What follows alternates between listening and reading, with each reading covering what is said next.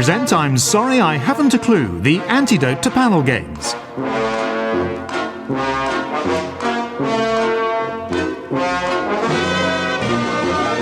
At the piano is Colin Sell, and your chairman is Jack Dee.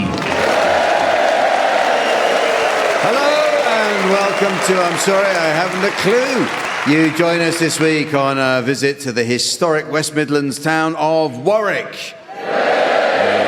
Best known for coming third in Google searches after singer Dion and that bloke who played Ewok in Star Wars. The first of many blue coat schools was founded in nearby Coventry in 1714, so called because the children wore blue uniforms to lessons where they learned English and arithmetic. Across the street was a rival school where the children wore red coats and learned how to run a knobbly knees competition. Considered to be the father of British ventriloquism, Francis Coudrill was born in Warwick in 1913. On his death in 1989, over 1,500 local residents queued at the local Chapel of Remembrance to see Coudrill lying in his gocks.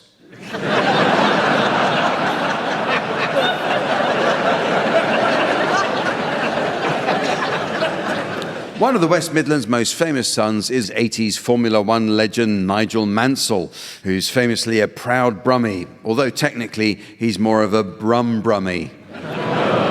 Shut up. Warwick's Market Hall Museum boasts a fabulous collection of historical items, the star attraction being the 500,000-year-old skeleton of a giant deer, which once roamed locally. In fact, deer still thrive in this area, so much so that Warwickshire Council has funded several large culls of aged bucks and stags in the parks of Stoneleigh, Charlecote and Arden Forest. In fact, according to official records, last year Warwickshire Council finished off more old deers than Harold Shipman.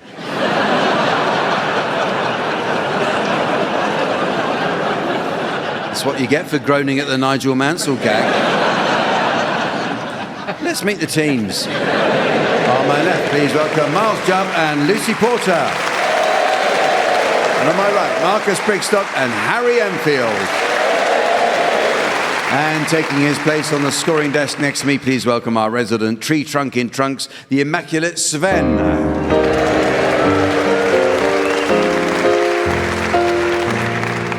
Well, we start this week with some new additions to the Uxbridge English Dictionary. A good dictionary is essential for learning the correct use of similar terms. For example, many people don't understand the subtle difference between the words lottery and bingo. Well, a lottery is a means of raising money by selling numbered tickets and giving prizes to the holders of numbers drawn at random, whereas bingo is the dearest wish of the residents of Birmingham.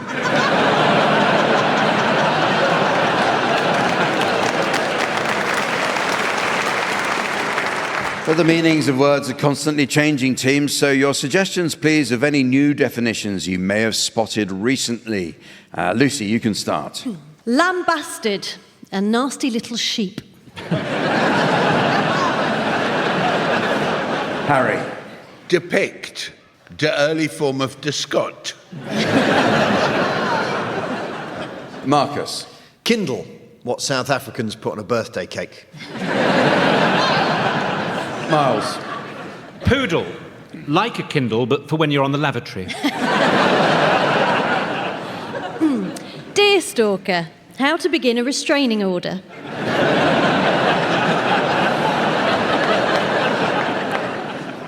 Dialogue, to change the colour of raw timber.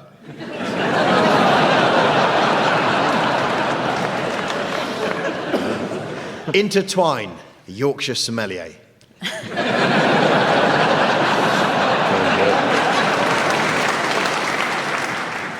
Stalactites, stockings worn in a prisoner of war camp. Metabolic, bumped into Nigel Farage.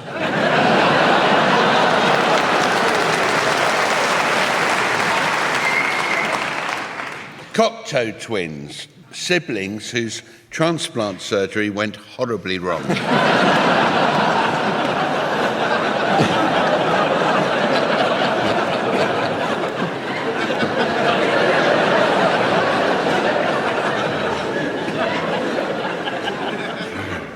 vending, the sound made when two circles overlap. It is.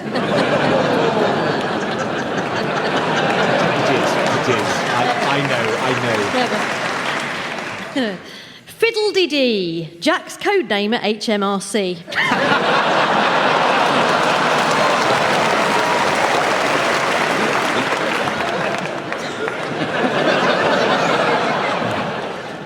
Okay, the teams are going to sing along to some well-known songs now in the round called Pickup Song. These days, rare vinyl fetches a fortune at auction. The holy grail for collectors is Amy Winehouse's anti-Saudi Arabia protest single. They tried to make me go to Riyadh, but I said no, no, no. In this round, Sven will spin the discs, and each of you will sing along to your discs until Sven turns the music down. If on its return you're within a gnat's crotchet of the original, I'll be awarding points. And points mean a frankly sickening denial of free will. What do points mean? Prizes! Yes, and this week's prize is just the thing for fans of the pop charts and herpes-based skin rashes. It's this Guinness Book of Hit shingles. Lucy Porter, you're to start, and I'd like you to accompany Coventry band Selector singing On My Radio. I bought my baby a red radio. He played it all day. I go, go, I go, go. He liked to dance to it down in the streets. He said he loved me, but he loved the beat. Backing singers go. It's just the same old show. On my radio. It's just the same old show. On my radio. It's just the same old show. On my radio. It's just the same old show. On my radio. On my radio. On my radio. On my radio.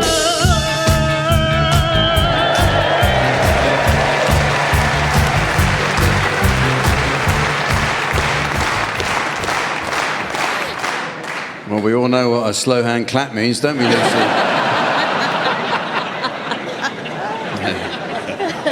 Your turn now. Marcus Brigstock, would you please accompany Birmingham band Fine Young Cannibals singing She Drives Me Crazy? I can't stop the way I feel. Things you do don't seem real. Tell me what you've got in mind, 'cause we're running out of time. Won't you ever set me free? This wedding drill's killing me. She drives me crazy, ooh, ooh, like no one else. Ooh, ooh. She drives me crazy, and I can't help myself.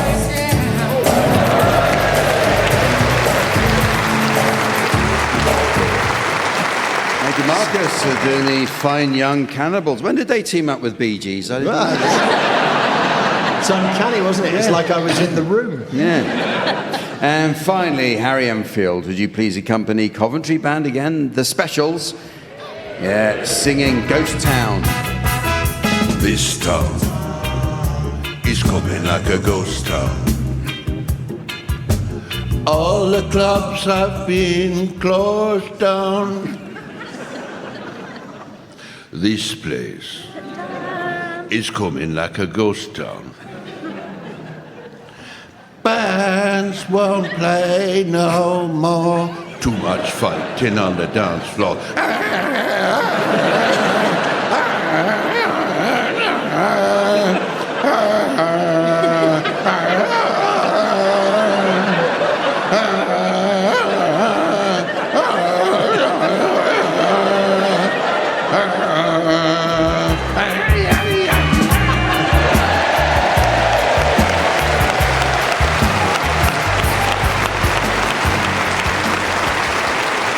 Well, if your radio hasn't been attacked by your dog, that was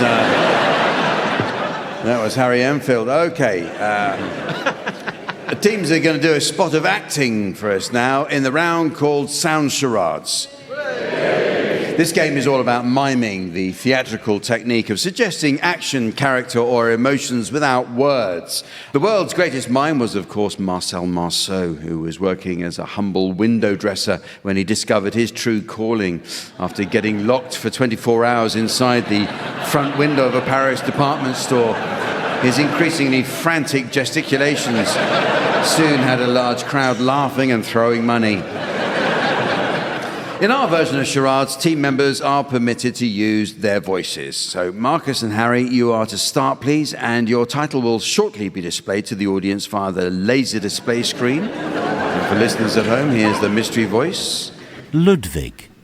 Ludwig. Okay, so off you go, please, Marcus and Harry. This is a television series and it's one word. So, speaking as a turn of the 19th century German classical music composer, notable not just for your celebrated symphonies, but also the ever-popular Moonlight Sonata, how does it feel to have a BBC One series named after you? What?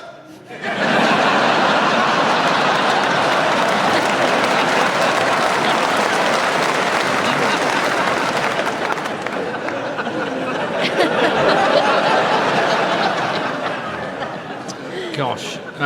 So one name. It's, one name. Does it star someone who hosts another Radio 4 panel show? Ludwig. Cool. Okay, your turn, Lucia Miles, and your title is now being exhibited on the laser display board. And here again is the mystery voice for listeners at home. Pan's Labyrinth. Pan's Labyrinth. So this is a film, and it's two words. Mm-hmm. Excuse me, could you point me to the Le Creuset?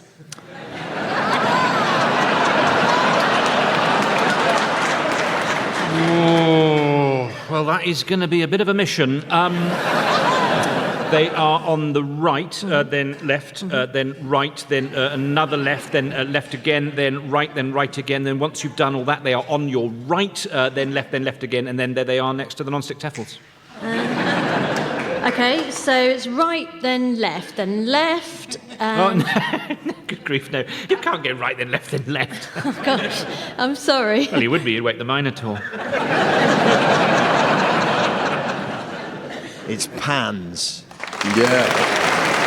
And then left to right, it's Pan's Labyrinth.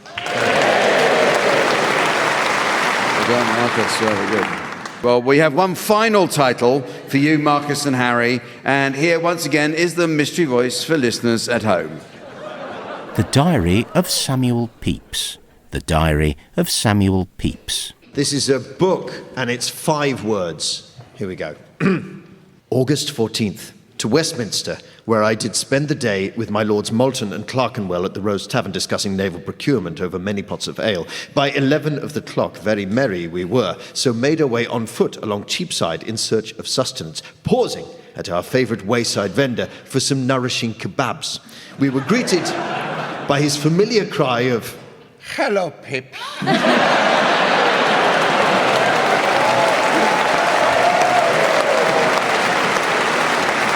before eating heartily and thence to bed. I think it is the Diary of Samuel Loads of Money. Yeah,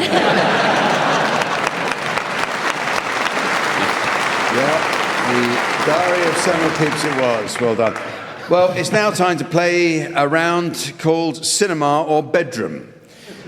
Incidentally, our own Colin Sell was telling us about a recent visit to his local cinema and his fury at having to pay £6.50 for a bucket of popcorn.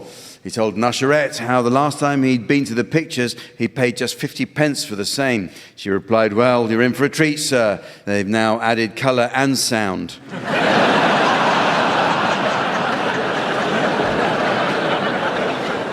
Teams, in this round, I'd like you please to come up with phrases that might be heard both in the bedroom and at the cinema. So, Marcus, you can start. Last time I saw this, it had Charlton Heston in it. Lucy. I'll need you to shine a torch so I can see where I'll be sitting. Harry.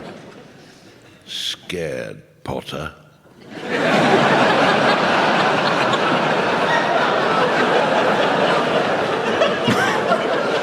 Miles. It was only when the lights came on I realised there was anyone else here.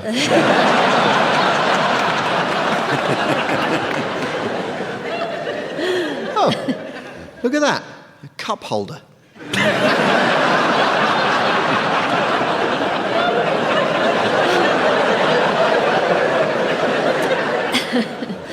Show me the money! Here's Johnny.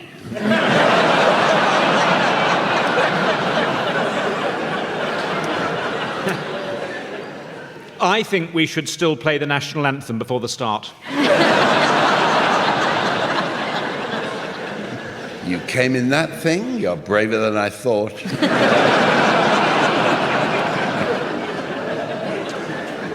This is Gold Leader. I'm going in. Prepare for ramming speed.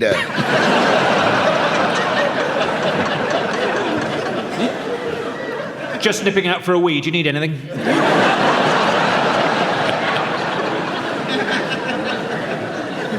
When I came with my last boyfriend, he always used to splash out on the pick and mix.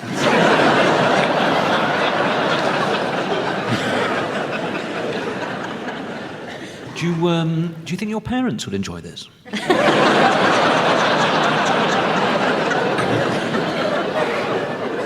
We did it, Sam. We destroyed the ring.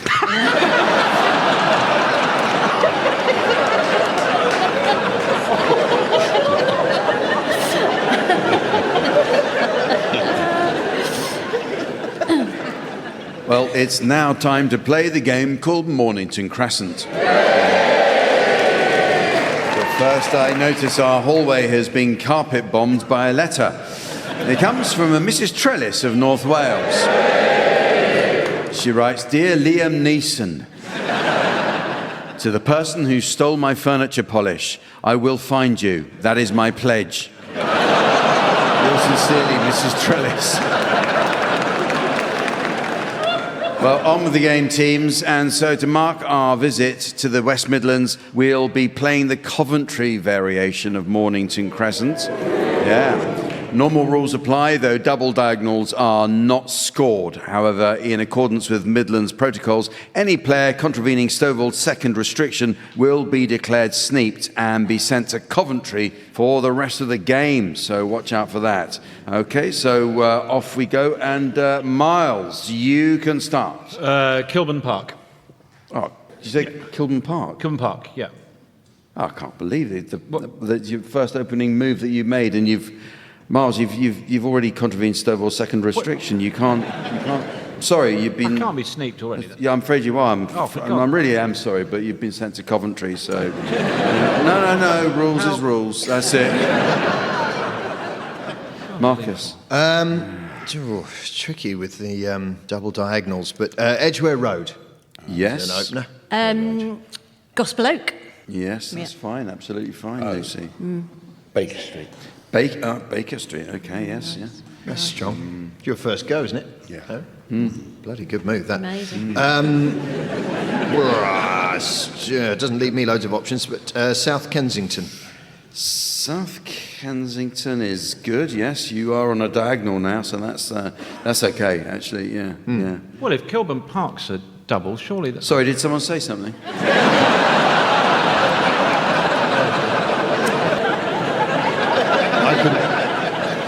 Didn't hear anything. Yeah, Lucy. Press on, yeah. Okay. Morden. Good move. Yeah, thank you. Thank you. Yeah. It's that my mum was actually from Coventry. Oh, we don't care about that. Can you just carry on? Harry. Gloucester Road. Stockwell. West Ruislip. West Ruislip. Okay. Right. Hold your horses, Warwick. Hold your. Yeah. I can let you have that in actual fact because we've already got one down. Yeah. So. My mum would be very proud, Jack. Yes, I'm sure she would. Did I mention my mum was from Coventry? I don't know if I think you tried to. Yeah. Yeah, this is the version we used to play when I was a child. It's just nice. Good. Yeah, There's a bit of nostalgia for you. That's good. Yeah. When I was a child, we used to play a version... Marcus? Yes. Green Park. Green Park, good move. It's my go. Harry, your go. Yeah. Yeah, it is your my go. go. I didn't have a go last round. Anyway. Neither did I. Sorry.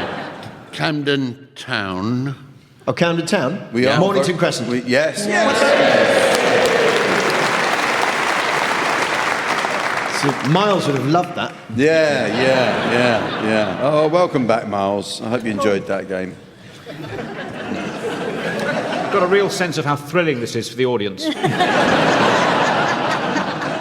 It's now time for a round called Marching Time. Who doesn't like a stirring military parade? I know Miles doesn't. He was just telling us backstage how much he hates them, especially those given by, and I quote, those namby-pamby softies in the Welsh Guards. Anyway, the round's based on those movie scenes where a platoon is marching along, chanting a rousing chorus, raising their spirits and bigging themselves up. So, platoon, attention, by the left, wait for it, quick, march.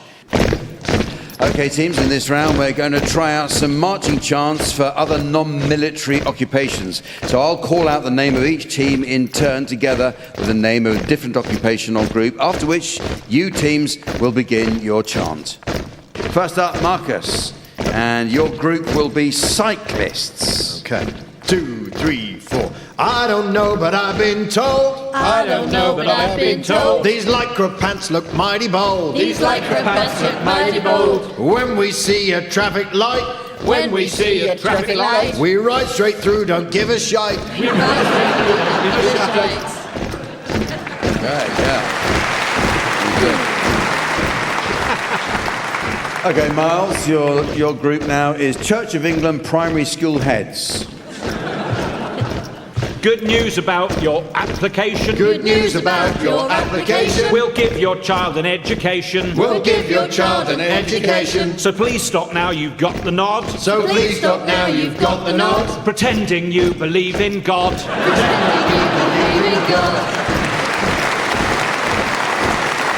And you now, Harry, your group is vape retailers. Come and buy a lovely vape. Come and buy a lovely vape. Mango, cherry, lime or grape. Mango, cherry, lime or grape. They're like sweets but slightly fancier. They're like sweets but slightly fancier. And the cancer you get is even cancier. Cancer is even cancer. And you now, Lucy, and your group is Greg's Bakery Workers. No matter if you're on the dole, No matter if you're on the dole, you can afford our sausage roll. you can afford our sausage roll. The recipe might well sound heinous. The recipe might well sound heinous. If you're not fans of lips and anus. Lips and anus. Back to you, Marcus. Your group now is British Skiers. Oh, good, at last. Okay, here we go. 2, 3, 4. About my trips I always crow. About my trips I always crow. As global warming melts the snow. As global warming melts the snow. I'm such a smug and pompous arse. I'm such a smug and pompous arse. And soon I'll have to ski on grass. Soon I'll have to ski on grass. It's actually quite serious. And finally, back to you, Harry, and now the group is Water Company Directors. We'll send you a massive bill. We'll send you a massive bill. What turns into the sea we spill. What turns into the sea we spill. All our shareholders will thank us. All our shareholders will thank us. For screwing all you silly wankers.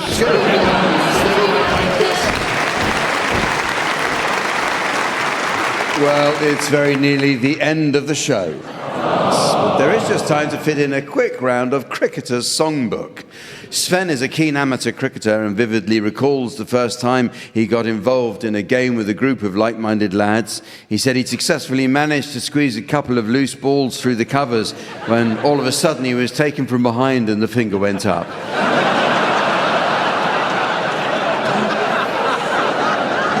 At that moment, he truly knew he was out. And that was sent in from Angela Rippon. I suppose I should give her the credit. Well, in this round, teams, I'd like you to suggest for us the titles of songs likely to prove popular with an audience of cricket fans. You can start this one, Miles. Getting to know you. Harry. I can see brilliantly now the rain has gone. Lucy. Benno, is it me you're looking for? Marcus. My stumps, my lovely lady stumps. Take me home, jaunty roads. And she's buying a stairway to Headingley. Pearl's a spinner. Yes, sir, I can googly. Like Trent Bridge over troubled water. She's an easy cover. We don't have to take Gower's clothes off to have a good time. Amazing W.G. Grace. I'm Vorney. I got 99 problems, but my pitch ain't one. I goes do, push pineapple, shake the tree. Get your box off, honey.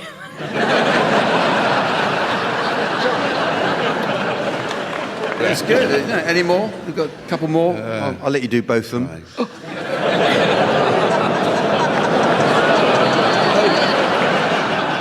It's live and leg by.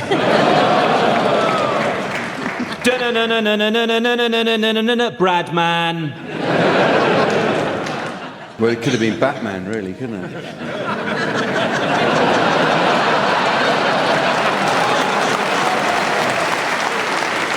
And so, ladies and gentlemen, as the tide of time bears away the turds of eternity, and the wild swimmer of serenity emerges with the foul-smelling fake tan of fate, I notice it's the end of the show. So from the teams, Sven, myself, and our audience here in Warwick, it's goodbye. Goodbye. Miles Jupp, Marcus Brigstock, Lucy Porter and Harry Enfield have been given silly things to do by Jack Dee, with Colin Sell setting some of them to music. The programme consultants were Fraser Steen and Stephen Dick, and the producer was John Naismith.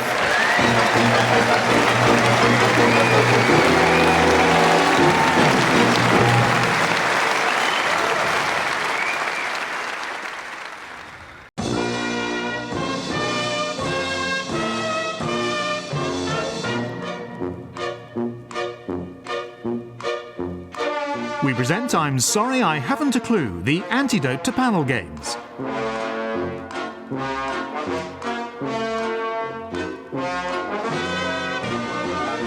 At the piano is Colin Sell, and your chairman is Jack Dee. Hello, and welcome to I'm Sorry I Haven't a Clue.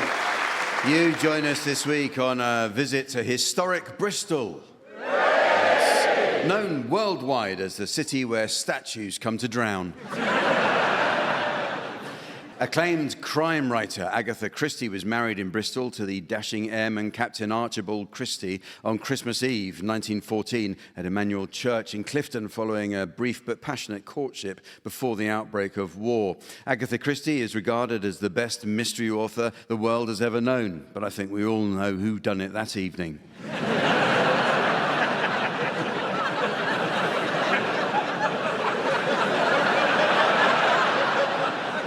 Actor, writer and director Stephen Merchant was born in Bristol in 1974. The 6'7" co-creator of The Office remembers an idyllic childhood growing up in the city and how he'd spend many hot summer's days dangling his feet in the cooling waters of the River Avon from his vantage point on the Clifton Suspension Bridge.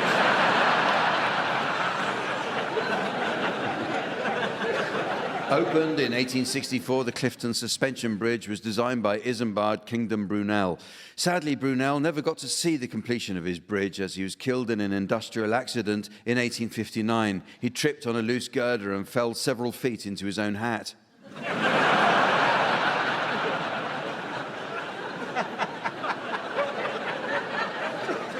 Around about 1680, Edward Teach was born in Bristol and went on to become known as Blackbeard. Blackbeard is considered responsible for the popular image we have of pirates today, with his West Country accent, long beard, tricorn hat, and a parrot on his shoulder. After a lifetime spent terrorizing the American East Coast, Blackbeard was eventually killed by British naval forces off the coast of North Carolina. And as an example to others, his body was subsequently hung, drawn, and twice quartered into what his parrot later described as pieces of 8.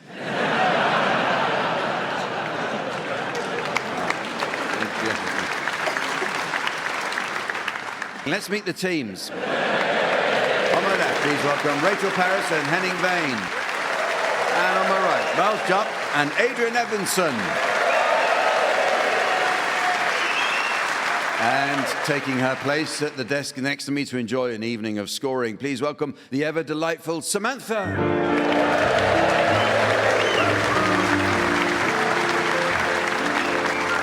Well, we begin this week with a round that's all about adverts. A misplaced letter on its packaging can be ruinous to the success of a product. Just think of the disastrous sales figures for Waitrose Essential Full Fat MILF.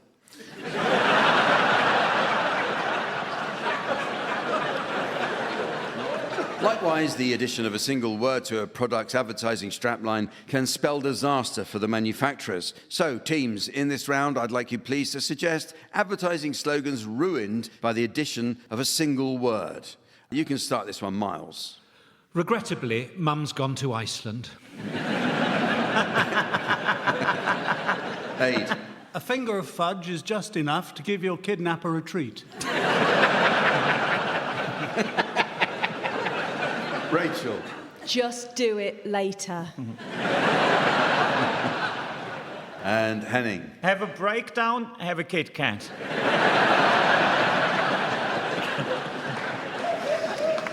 Once you pop, you can't stop oozing.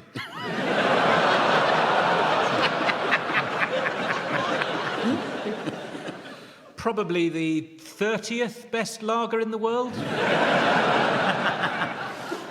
The ultimate drink driving machine. Snap, crackle, pop, house fire. The future's bright. The future's orange man baby.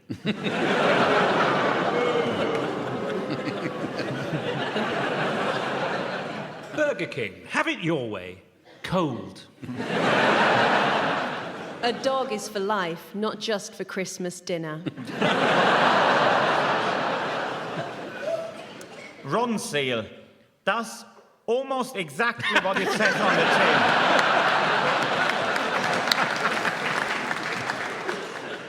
Bisto. Ah, Christ. It's good to talk bollocks. Well, it's time for a musical round now, as I ask the teams to sing one song to the tune of another. Of course, you'd have to be a complete comedy novice not to know how this round works. So, teams, this is how it works. Try to imagine the round in terms of a South African diamond mine, with the game itself as the mine, the different tunnels beneath the ground as the lyrics, and the diamonds as the tune. While the diamonds or tune remain constant, different tunnels or lyrics are dug in order to unearth them. In other words, one song to the tune of another. So far, so good. But the poor workers not only have to contend with the constant noise of drilling, they're also weighed in and out of the mine to ensure they haven't stolen anything. What a life. Imagine having to put up with an appalling background racket and the regular abuse of those minor scales. Which reminds me, at the piano we have Colin Sell. Incidentally, Colin recalls a particularly happy time in his life playing with the small faces, or as his wife calls them, the grandchildren. Okay, we'll start with you, Miles Jupp. I'd like you to sing the words of Sexual Healing by Marvin Gaye to the tune of Somewhere Over the Rainbow.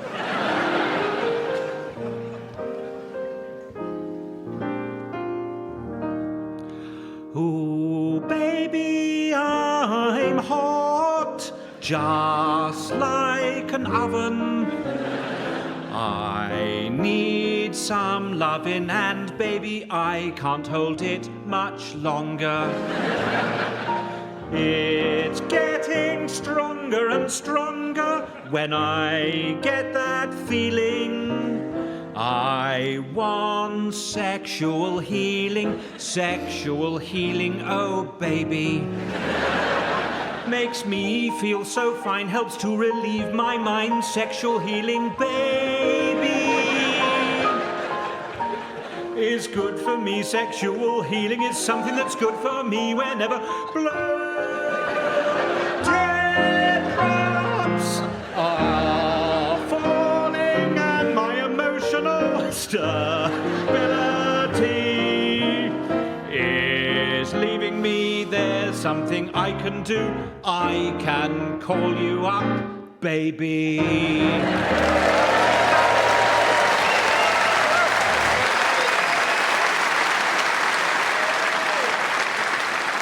Okay, your turn now. Aid Edmondson, I'd like you to sing the words of The Lonely Goat Herd from The Sound of Music to the tune of Fix You by Coldplay.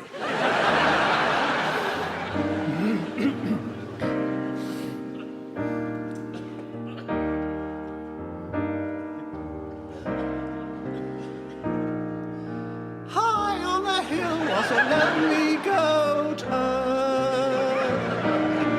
Lay,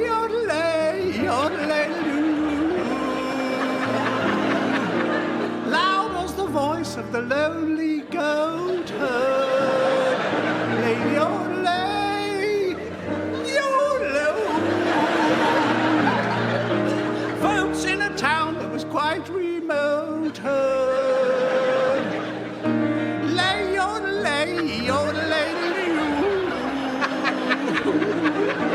lustly and clear from the goat herd's throat.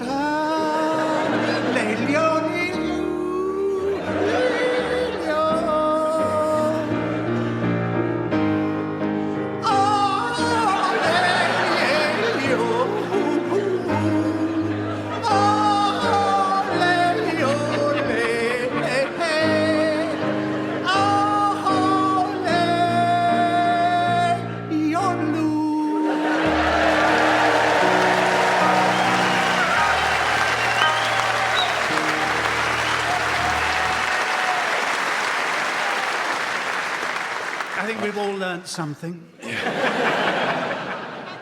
Not sure what. But... Your turn now, Henning. And I'd like you to sing the words of The Wheels on the Bus to the tune of, and hopefully you can get it right this time, the German national anthem.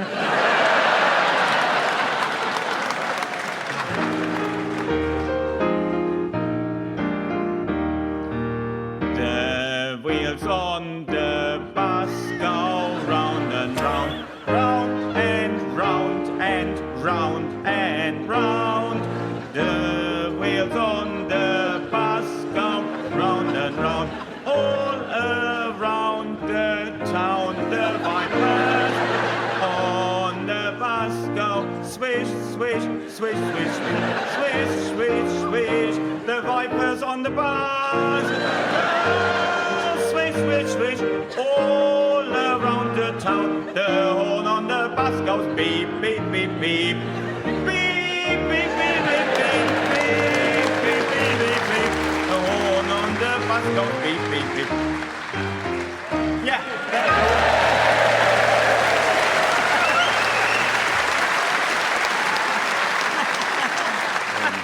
I'm sure you've made the German people very proud tonight. And finally, Rachel Paris, I'd like you to sing the words of Wannabe by the Spice Girls to the tune of Hallelujah by Leonard Cohen.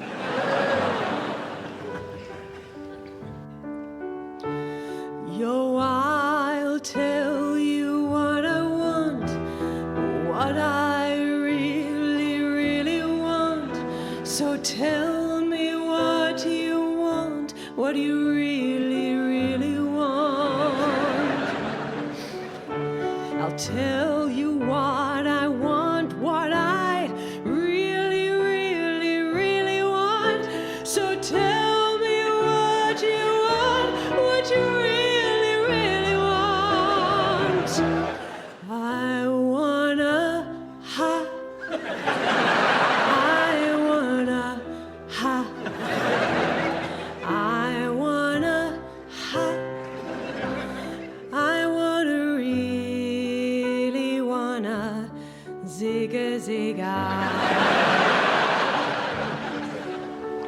If you want, I wanna really wanna zigga zigga.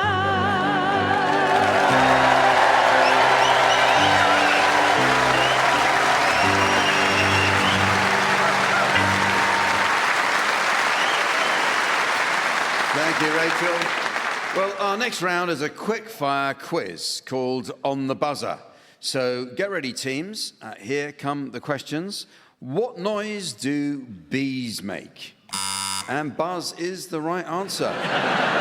Point to Miles there. First finger on the buzzer. Well done, Miles. Next question. What was the first name of the second man on the moon?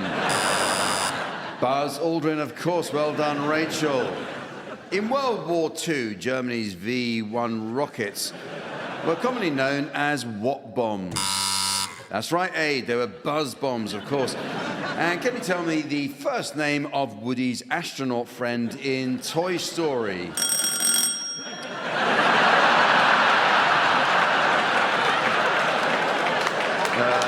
Bad luck, Henning. It was Buzz.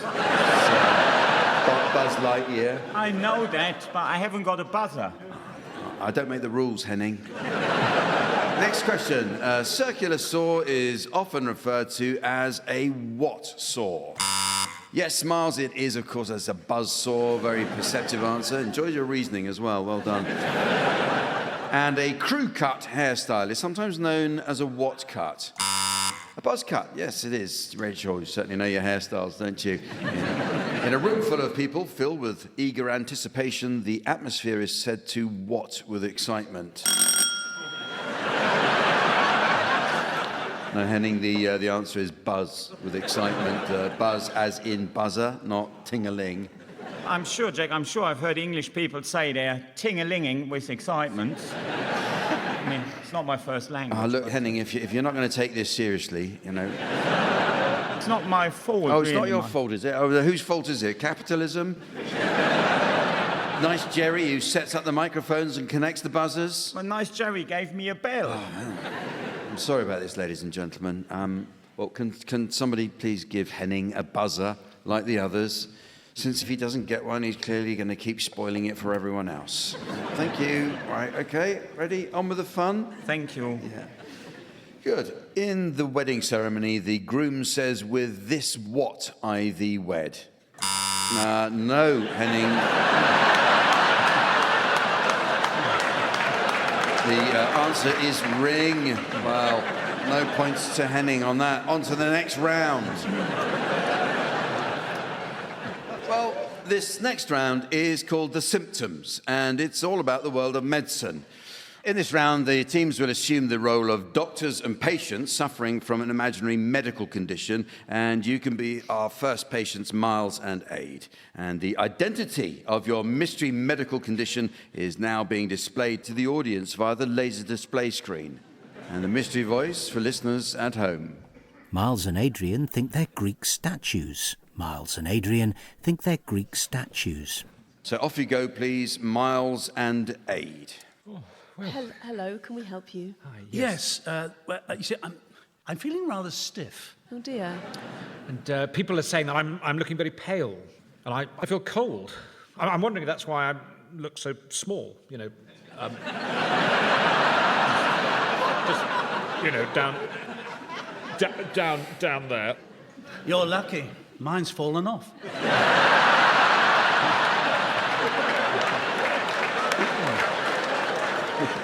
But people still say I look myself, you know, which is a relief. I mean, I do get told I have classic good looks, you know, finely chiselled features. They seem to run in the family. Well, you're certainly a chip off the old block. The worst thing is people keep taking advantage of us. Yes, I have been shat on most of my life. The upshot, doctors, is that we're both feeling very old and rather distressed. That's right, and I think we might be losing our marbles. What do you think? Well, we think you think you're statues. Marble statues? Bit of, Greek statues? Greek, yeah. Well done. Okay. Well, now it's your turn to be patients, Rachel and Henning, and you've been summoned into the surgery of Doctors Miles and Aid, and the identity of your mystery medical condition will now be displayed to the audience via the laser display board, while here again is the mystery voice for listeners at home. Rachel and Henning think they're desktop printers. Rachel and Henning think they're desktop printers. Okay. Well, look, I'm very on and off. At work, I sometimes find it hard to perform even the simplest of tasks. Yeah, and I don't feel good either, doctors. I've got no colour. I am wondering if I might have early onset menopause. I keep overheating. And I did have a smear test recently and it got a bit messy. My problem is I'm being worked very hard. I'm never out of the office. I hope I'm not heading for another breakdown. I spend a lot of time on my own, but I'm not very good at networking. I find it very hard to connect. I feel I could do with a complete reset. Yeah, I'm worried about my brother.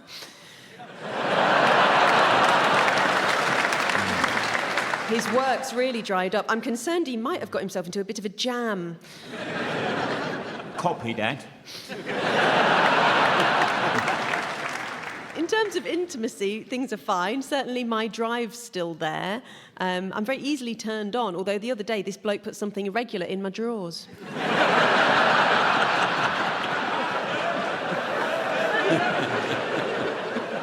Doctors, we've actually sought help before, but neither of us are responding to tablets or anything else for that matter. Yeah, my insides aren't right. I know, and when you've got to go, you've got to go. And the worst is when you're ready to go and it's urgent and you find you've run out of paper.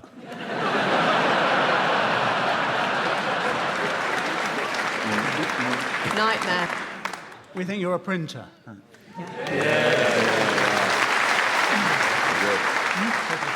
Well, it's now time for a round which is all about the world of broadcasting. Not only do young people these days not bother with anything that isn't broadcast on social media, they also have very short attention spans. Last Christmas, when I suggested to my kids that we sit down together and watch that British classic, Chariots of Fire, all they wanted to know was the running time. I said it's basically all the way through. Now, the people whose job it is... Nice. Now, the people whose job it is to come up with ideas for radio and TV shows can be remarkably lazy with their programme titles. So I'll ask the teams to assume the role of continuity announcers, introducing examples of programmes where the content has been contrived to suit what someone thought would make a clever title. Miles, you can start. Next on Channel 5, a new reality show which seeks to rank every vicar in the UK according to size. That's all preachers, great and small. Now on Channel 5. Rachel. On BBC Two shortly, more classic drama as an Edwardian gentleman attempts to trace the family tree of his former personal servant, Stavros. That's How Greek Was My Valet on BBC Two. 8. At 9 o'clock on BBC Two, the latest episode in our series examining the underpants of famous psychologists. This week it's The Young Ones. And Henning. Next up, Jeremy Irons tells the story of a wealthy young man trying to fix the face of his metal fiancée before the big day. In Bright's Head Re-Riveted.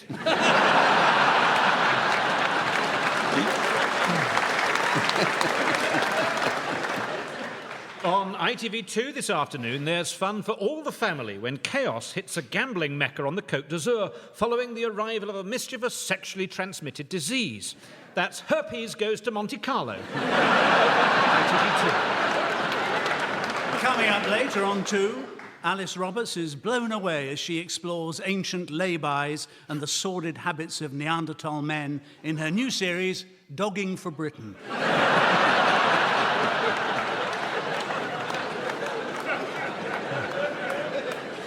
And now here on ITV, in a sequel to the last popular series, Jeremy Irons gets over the loss of his metal wife by stamping her cranium into the ground in Brideshead Redivoted.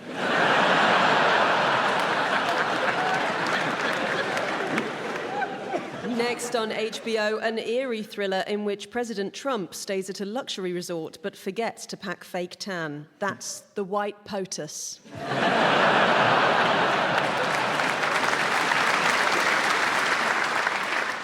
On Channel 4 later tonight, celebrities are given the task of identifying ancient Russian rulers whose bodies have been cryogenically frozen. So at 10 o'clock, that's Tsars in their ice on Channel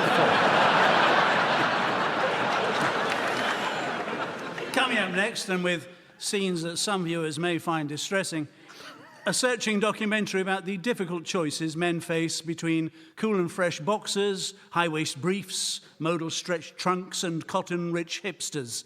That's 24 Hours in M&S.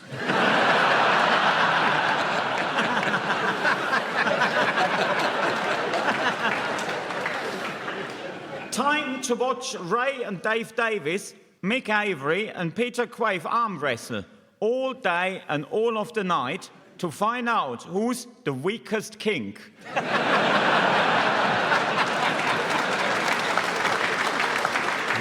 On ITV2 next, a welcome return of a popular nautical drama, this time set on the high seas surrounding the enchanted kingdom of Narnia, where an impetuous captain is accused of committing an act of public indecency with Mr. Tumnus.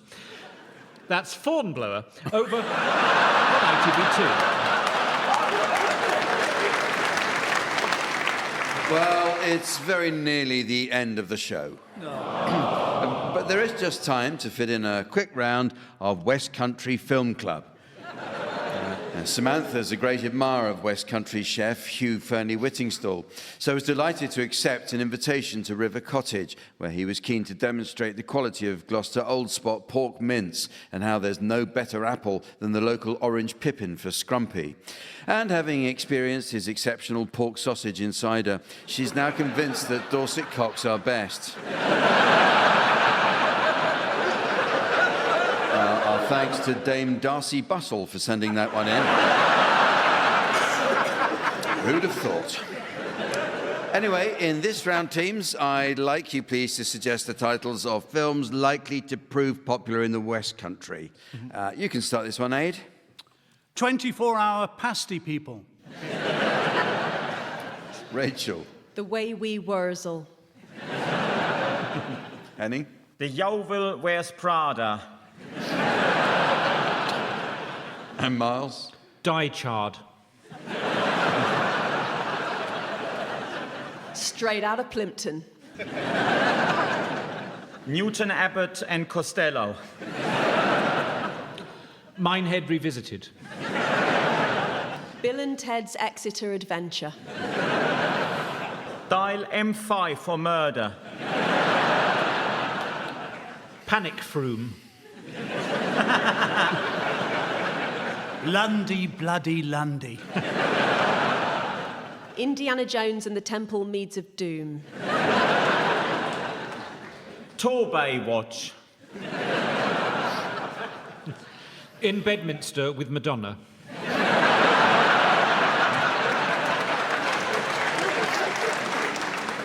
Bring me the Portishead of Alfredo Garcia.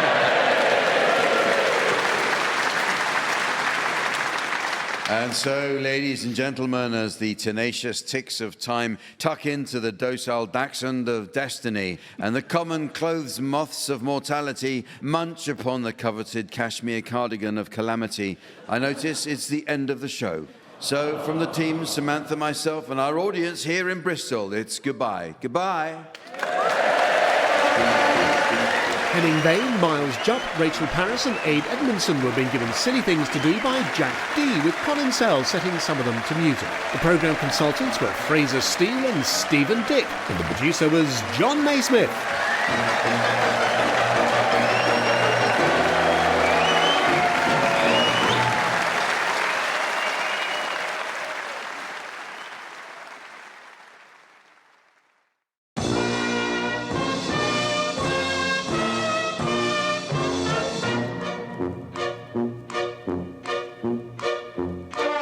present I'm Sorry I Haven't a Clue, the antidote to panel games.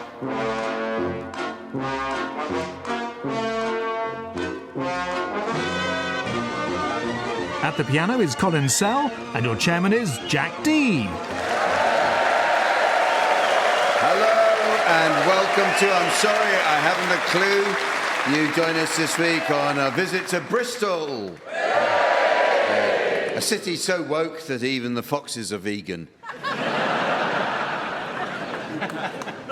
Bristol has a total of 4 museums, or 5 if you include all the stuff they've chucked in the harbour.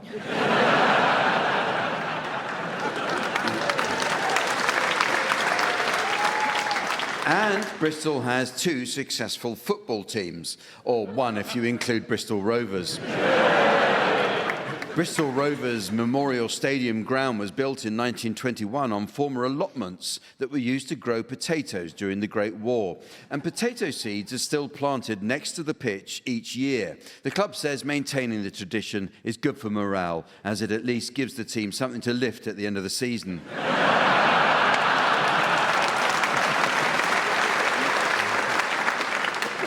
In the 1300s, a Bristol-based Flemish weaver is credited with creating the first blanket from heavily napped woolen weave. It's almost impossible to conceive of a world without blankets. I mean, just think of the warmth and protection they've provided for any number of Radio 1 DJs travelling to and from court.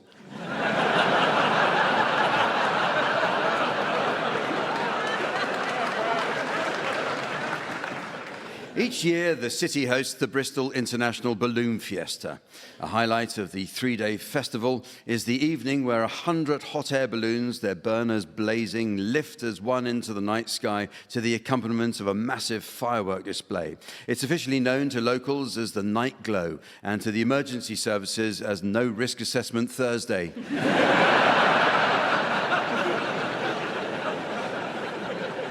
Bristol-born actor Dave Prowse portrayed Darth Vader in Star Wars. However, Darth Vader was revoiced by the American actor James Earl Jones in the actual film. Apparently, the producers felt it inappropriate for Darth Vader to describe Princess Leia as Gert Lush.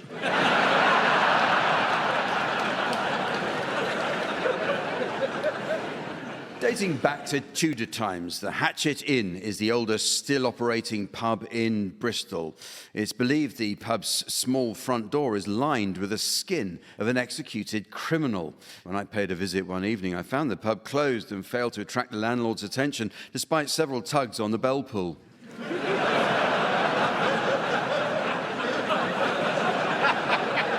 At least I think it was the bell pull. The Bristol Stool Chart is a diagnostic medical tool developed at the Bristol Royal Infirmary, which classifies human feces into 7 categories, ranging from the type 1 hard lump, which is the most difficult to pass, right through to J.D. Vance.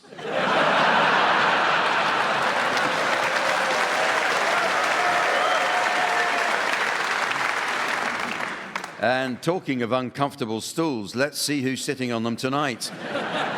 On my left, please welcome Rachel Parris and Henning Vane. And on my right, Miles Jupp and Adrian Edmondson.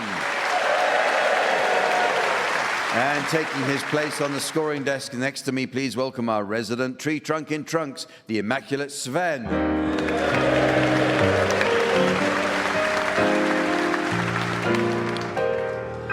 Well, we start this week with some new additions to the Uxbridge English Dictionary. A good dictionary is essential for learning the correct use of similar terms. For example, many people don't understand the subtle difference between the words Nebuchadnezzar and Jeroboam. Well, a Nebuchadnezzar is a very large wine bottle, equivalent in capacity to about 20 regular bottles, whereas Jeroboam is the BBC's international editor.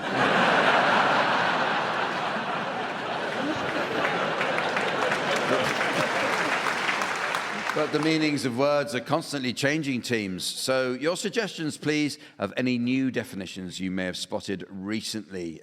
Ade, you can start this one. Condom, when the prisoner's on top.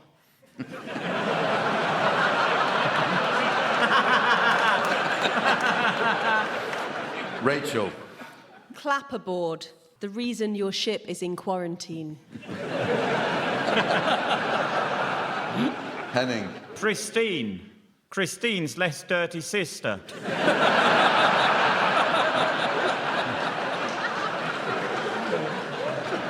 Miles. Botticelli. Buttock-shaped wind instruments. Contact sheet.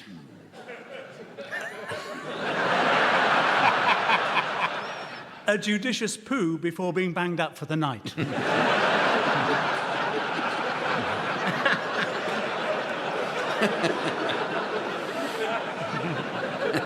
Diphthong. How to hand wash your underpants. Privilege. A hamlet not yet awarded village status.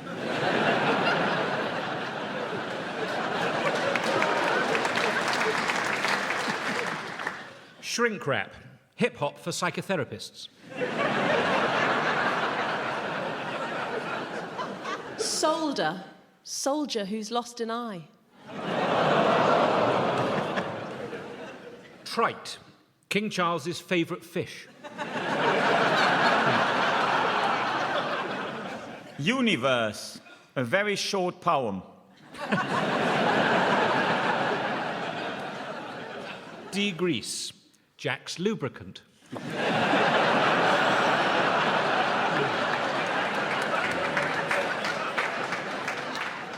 Ploy. A theatrical production in Birmingham.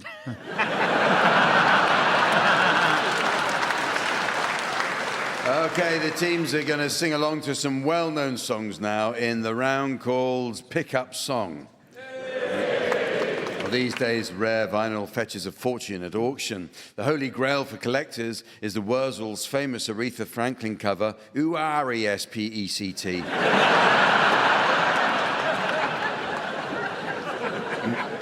In this round, Sven will spin the discs and each of you will sing along to your discs until Sven turns the music down.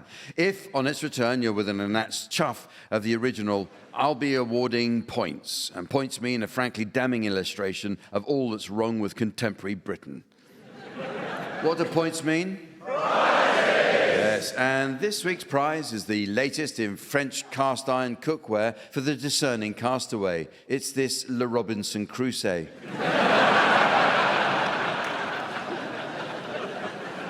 Miles Jupp, we're going to start with you, and I'd like you to accompany, with a bit of help from your fellow panellists, Blue Swede, singing Hooked on a Feeling. I can't stop this feeling deep inside of me. Girl, you just don't realize what you do to me. When you hold me in your arms so tight, you let me know everything's alright.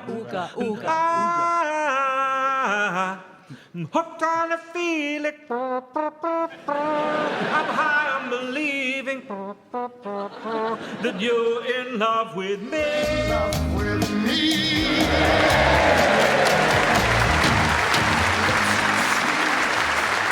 Okay. You're next, Aid Edmondson. I'd like you to accompany the Sex Pistols singing Anarchy in the UK. I am an anarchist. Don't know what I want, but I know how to get it. I want to destroy passers-by, 'cause I want to be anarchy. No dog's body. Anarchy in the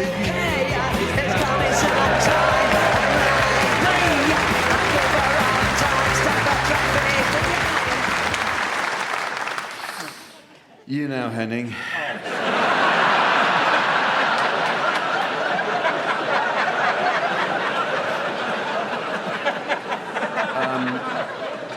Would you accompany Jürgen Drefs singing Ein Bett in Konfeld? Have you had a stroke? No.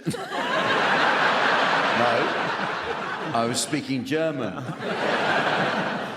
It's a version of Let Your Love Flow by the Bellamy Brothers, which was successfully annexed by Germany in 1976. Off you go.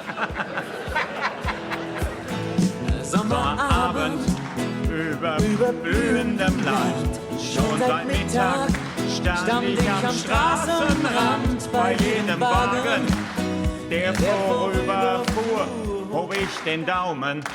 Ein Bett im Kornfeld, das ist immer frei, denn es ist Sommer und was ist schon dabei?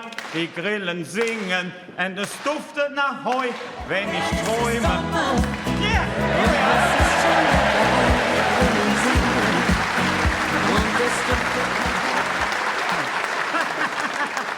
Nailed it!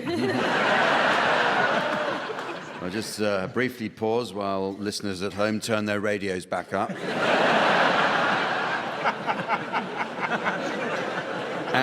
And finally, would you, Rachel Parris, please accompany the band Bare Naked Ladies singing One Week? Hold it now and watch the hoodwink. Does it make you stop think? You think you're looking at Aquaman. I summon fish to the dish, although I like the chalet Swiss, I like the sushi, cause it's never touched a frying pan. Hot like wasabi when I bust rhymes. Speak like the Allen rhymes, cause I'm all about value. But Kemfo's got the mad hits. You try to match wits. You try to hold me, but I bust through. Gonna make a break and take a fake it like a stinky naked shaker like vanilla. It's the finest little flavors. Gotta see the show, cause then you'll know the vertigo is gonna grow, cause it's so dangerous you'll have to sign a waiver. Can't help it if you think you're funny when you're mad. Trying hard not to smile, though I feel bad. I'm the kind of guy who laughs at a funeral. Can't understand what I mean, well you soon will. I have a tendency to wear my mind on my sleeve. I have a history of taking off my shirt. It's been 1 week since you're Throw your up in the air, you're crazy.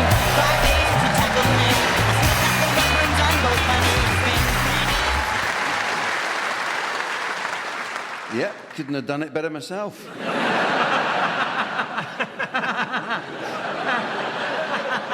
Okay, the teams are going to do a spot of acting for us now in the round called Sound Charades.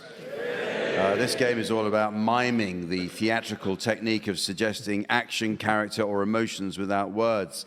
The world's greatest mime was, of course, Marcel Marceau. Marceau died in 2007, and his funeral proved to be distressing for the pallbearers. In fact, it was only after the funeral director insisted Marceau's body be placed in a real box that the situation improved.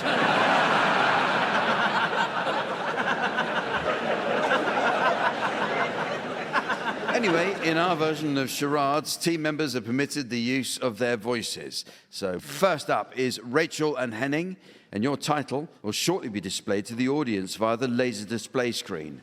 And the mystery voice for listeners at home. Hi-dee hi. Hi-dee hi.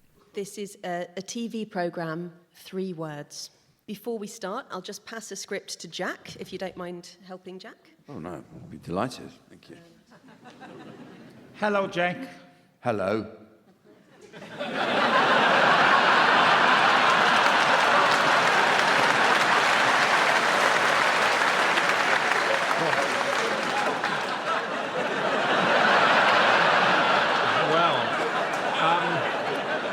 So it's a TV program. TV? Debrief. Something with D, isn't it? Something with D. Yes. World in Action has got a D in it.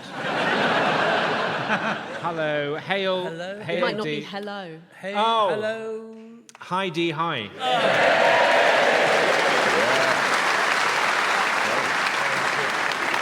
So, Miles and Aid, your title's now being exhibited on the laser display board, and here again is the mystery voice for listeners at home.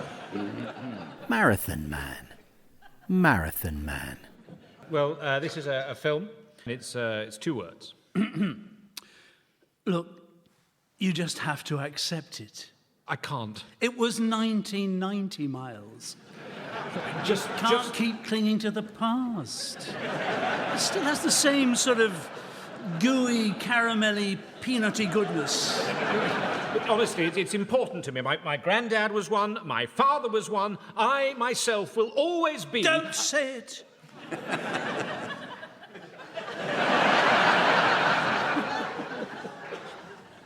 Is it Marathon Man?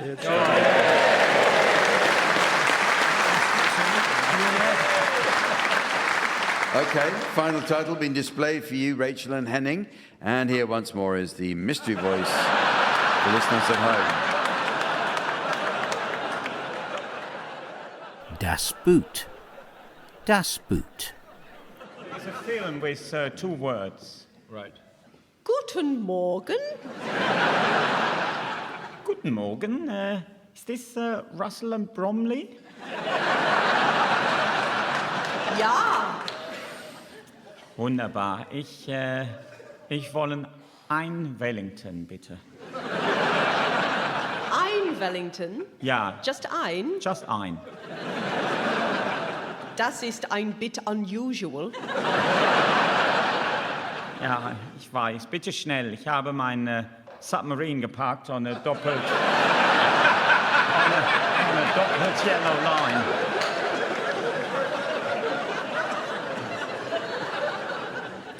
Goodbye, Lenin. No, Well done.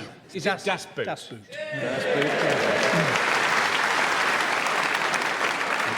Well, the next game is a musical one entitled Songstoppers. It's often hard for bands to make money in their early days, so many will accept commercial sponsorship simply to survive. One thinks of the band Wet Leg, who've just secured sponsorship from Tenor Lady.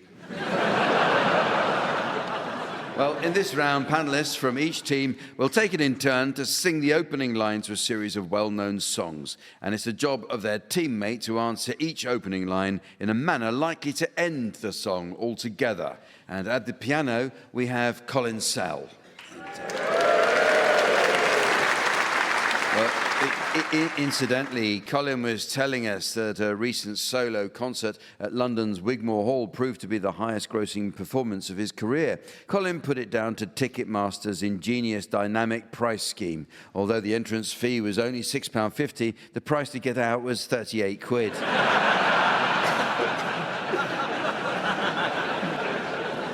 You can go first, Miles and Aid. Can we have your medley of first lines now, please?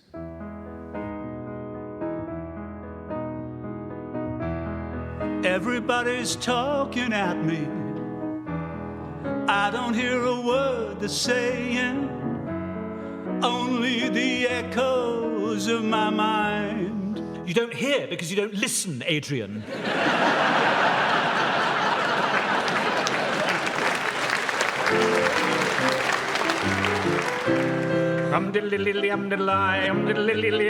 Because I was afraid to speak when I was just a lad.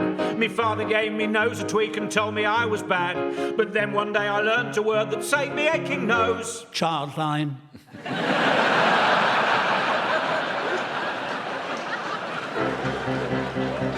You say yes, I say no. You say stop, but I say go, go, go. This is why I have to fail you. That is a major fault.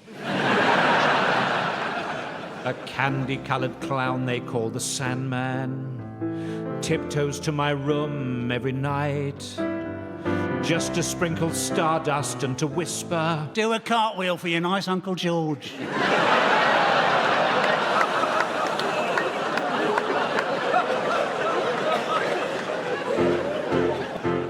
One for the Bristol City, 2 for the boys in red. Well, that's 3. That's a bigger crowd than usual.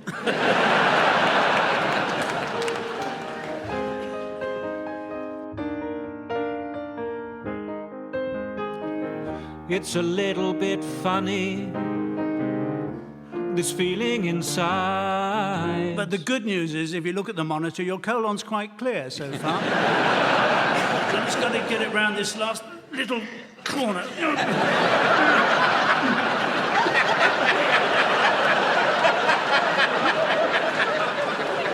It's one for all of us who've been there.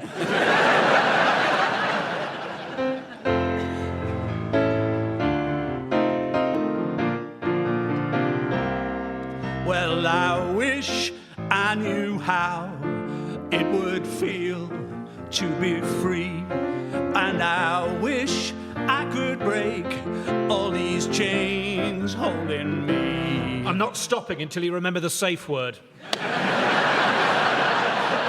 Is it banana?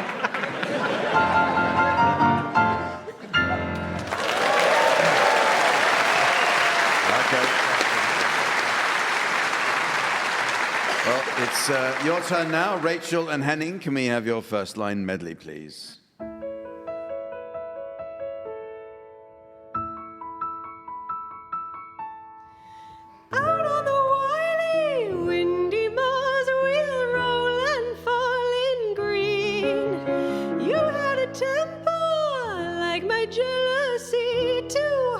too greedy. How could you leave me when I needed to possess you? I just find you a bit on the intense side.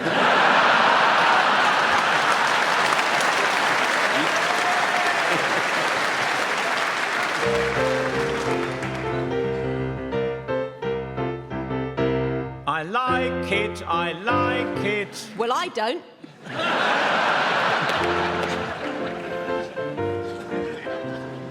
I don't want to set the world on fire. But sod it, I'm turning on that patio heater.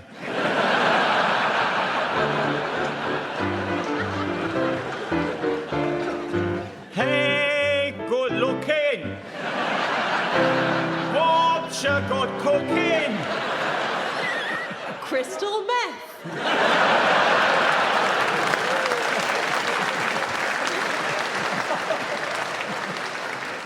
Either you can sing or you can't.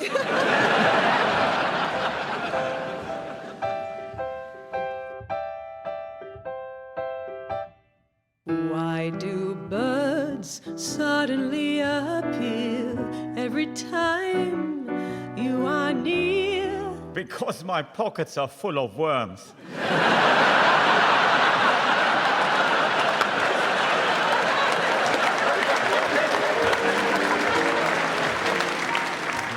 Let there be you. Let there be me. Let there be oysters under the sea. Let there be wind and occasional rain, chili con carne and sparkling champagne. So you have clearly never been to a harvester before.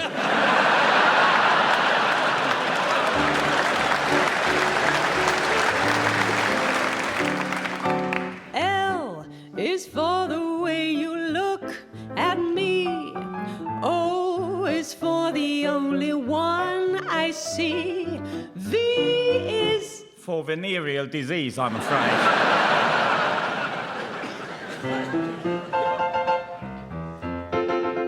I feel pretty. I'm so pretty. I feel pretty and witty and bright. that's the cocaine talking.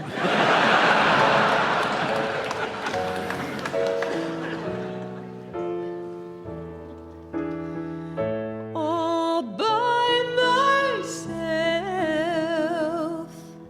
Welcome to this inaugural meeting of the Jack Dee fan club.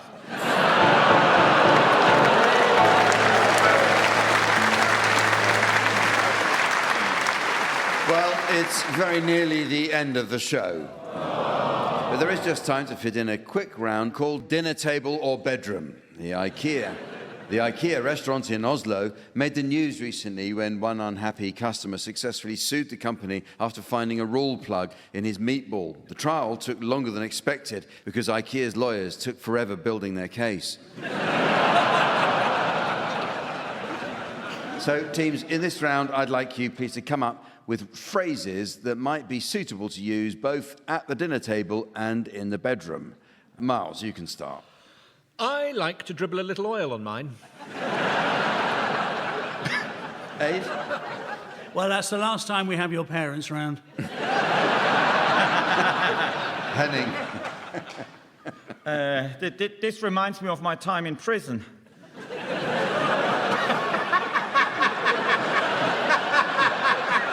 Rachel? That was nice, but I still prefer Five Guys.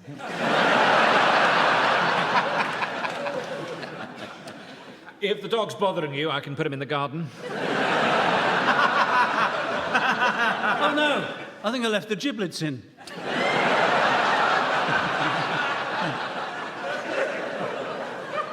In some cultures, it's polite to burp afterwards.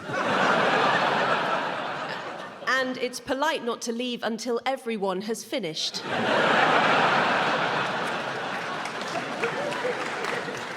Just 10 more minutes. The meat really does need to rest.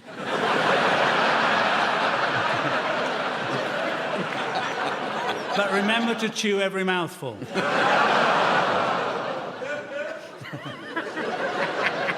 Don't check if it's done or it'll take longer.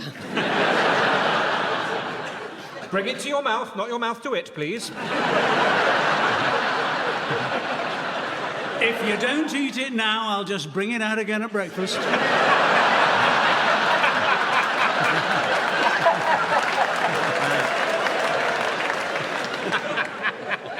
Is service included?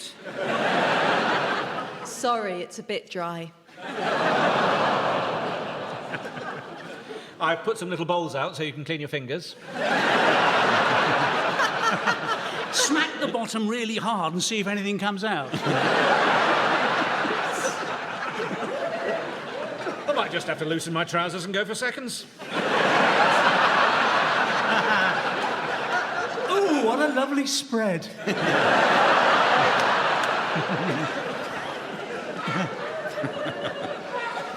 Shall I be mother?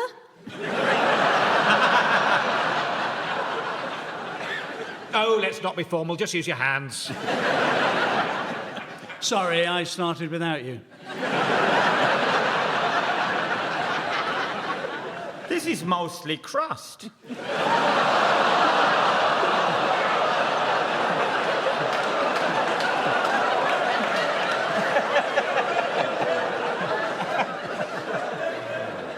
And so, ladies and gentlemen, as the tennis ball of time torpedoes off the racket strings of regret and into the twin testicles of eternity, I notice it's the end of the show. So from the teams, Sven, myself, and our audience here in Bristol, it's goodbye. Goodbye. Henning Vane, Miles Jupp, Rachel Parris and Aid Edmondson were being given silly things to do by Jack Dee, with Colin Sells setting some of them to music. The programme consultants were Fraser Steele and Stephen Dick, and the producer was John Naismith.